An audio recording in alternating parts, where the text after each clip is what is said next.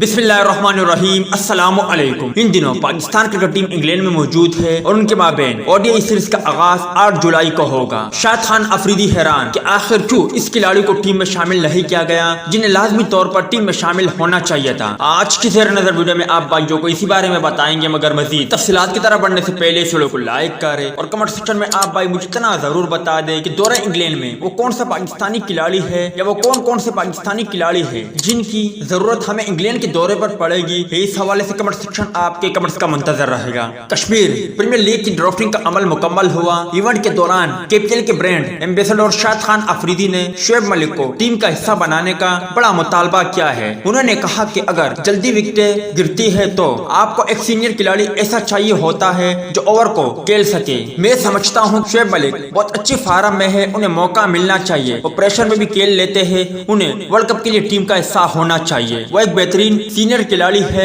और मुश्किल वक्त में वही टीम का सहारा बन सकते हैं। उनका मजीद कहना था कि इंग्लैंड के दौरे में भी उन्हें पाकिस्तान टीम को शोएब मलिक की याद आएगी और मुझे नहीं लगता कि मौजूदा टीम में कोई ऐसा खिलाड़ी है जो शोएब मलिक का खुलापुर कर सके। वीडियो अच्छी लगे तो लाइक जरूर करें और अगर आप चाहते हो कि शोएब मलिक की कौमी टीम में वापसी हो तो इस वीडियो को शेयर और कमेंट सेक्शन में उनके लिए आवाज बुलंद जरूर करें।